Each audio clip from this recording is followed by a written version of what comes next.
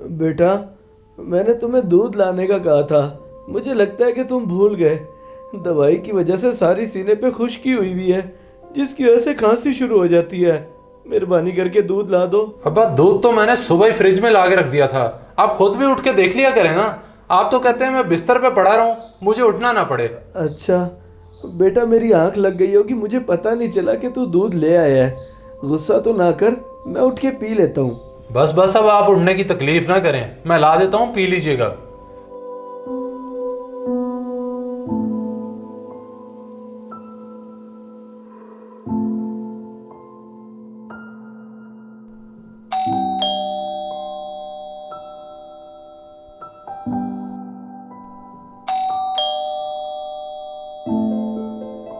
हाँ यासिर, आ गए हो? हाँ, मैं तो पूरे टाइम पे आया हूँ। बताया तो था काम जाना है। हाँ ठीक है, पर अभी नमाज का टाइम हुआ पड़ा है, अभी चल के नमाज पढ़ लेते हैं, उसके बाद काम चले जाएंगे। चलो ठीक है, कोई मसला नहीं। बेटा, मेरी ब्लड प्रेशर की दवाई याद से लेते आना। सुबह भी तुम्हें बोला था, लेकिन तुम भूल गए। अब बाहर जा रहे हो तो याद रखना। अब्बा एक बात बार बार ना किया करें, पता है मुझे। अब आप बिस्तर से उठ के यहाँ आ गए अपना सुकून खराब करने। ले आऊंगा मैं, जाके आराम करें आप। चलो ठीक है बेटा। यार शरोज, तुम्हारे वालिद साहब हैं, ये बात तुम आराम से भी कर सकते हो, इसमें गुस्से होने की क्या ज़रूरत है। यार आराम से तो उन्हें कोई बात समझ ही नहीं आती, मुझे पता है उन्हें कैसे समझाना है, ऐसी समझ आती है उन्हें। चल चल के नमाज पढ़ें।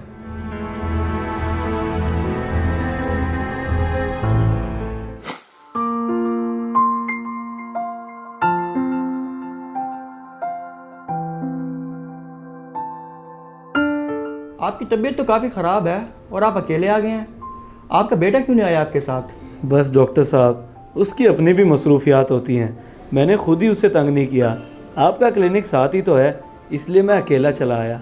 फिर भी वो आपकी औलाद है, उसकी जिम्मेदारी बनती थी कि वो आपको यहाँ लेकर आए। उसके सिवा आपका कोई और है भी तो नहीं। अरे डॉक्टर साहब, बुढ़ापे में वालिदैन औलाद के लिए बोझ बन जाते हैं, और मैं नहीं चाहता कि मैं अपनी औलाद के लिए बोझ बनूं। इसलिए छोटे मोटे कामों के लिए मैं अपने बेटे को तंग नहीं करता। जी बिल्कुल सही कह रहे हैं आप। चलें, मैंने कुछ मेडिसिन लिख दी हैं, आप इन्हें आज से शुरू कर दीजिएगा। जी ठीक है डॉक्टर साहब, मैं इंशाल्लाह आज से ही शुरू कर लूँगा। अल्लाह हाफिज़।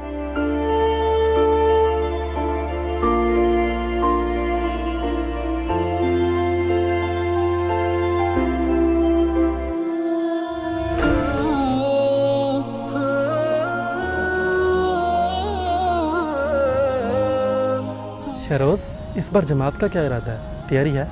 ये भी कोई पूछने वाली बात है, बिल्कुल तैयारी है।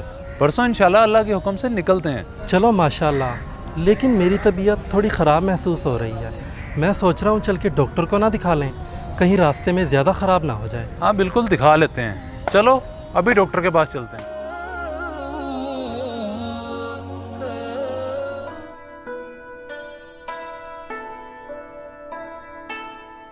डॉक्टर साहब, मैं 1-2 दिन में ठीक तो हो जाऊँगा ना? क्योंकि परसों हमने जमात के साथ जाना है। जी जी, मामूली सा चेस्ट इन्फेक्शन है, कल तक ठीक हो जाएगा। बस आप में ठंडे पानी से एहतियात करनी है। ठीक है डॉक्टर साहब, मैं एहतियात करूँगा। आप शहरोज़ हैं ना? आप अपने वालिद साहब के साथ तो आए नहीं, लेकिन दोस्त के साथ आ गए हैं। क्या मतलब डॉक्टर साहब, मैं आपकी बात नहीं समझा। असल में सुबह आपके वालिद साहब यहाँ आए थे, काफ़ी तबीयत ख़राब थी उनकी, आपको उनके साथ होना चाहिए था। डॉक्टर साहब, उन्होंने भी तो हर दूसरे दिन चेकअप करवाना होता है, और मेरे पास इतना टाइम नहीं होता कि मैं रोज़ उनके साथ आ सकूं। देखें, वो आपकी जिम्मेदारी हैं, अगर आप उनकी केयर नहीं करेंगे तो और कौन करेगा? जी जी डॉक्टर साहब, मुझे बेहतर पता है कि मैंने क्या करना है। बहुत शुक्रिया।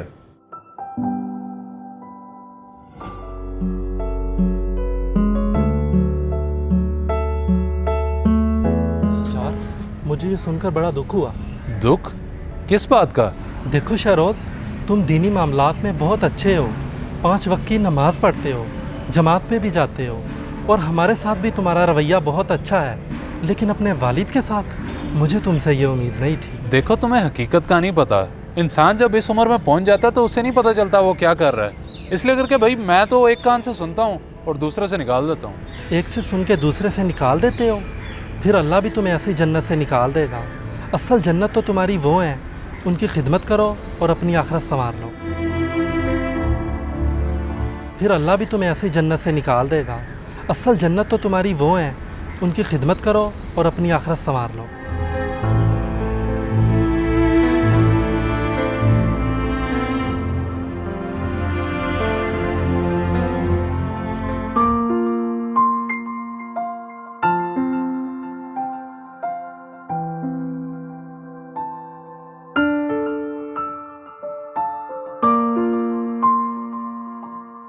अब्बा आप अकेले डॉक्टर के पास चले गए, मेरा इंतज़ार कर लेते, मैं आके आपको ले जाता। कोई बात नहीं मेरा बेटा, कोई बात नहीं। बस डॉक्टर ने दवाइयाँ लिख दी हैं, वो तुम ले आना। ठीक है अब्बा, मैं ला दूंगा। और आपको अब मैं अकेले कहीं जाने नहीं दूंगा, जिधर जाना हुआ मैं खुद लेके जाऊंगा। ठीक है मेरा बच्चा, ठीक है। लोगों, जिसने माँ बाप को दुख दिया उन पे अल्लाह की लानत, फरिश्तों की लानत, ज़मीन आसमान की लानत। ना नमाज कबूल है, ना रोज़ा कबूल है, ना सदक़ा कबूल है। वो वकील हो, वो जज हो, वो मौलाना हो, वो ताजर हो, वो ज़मींदार हो, वो डॉक्टर हो, वो इंजीनियर हो, वो अनपढ़ हो, वो बेटी हो, वो बेटा हो।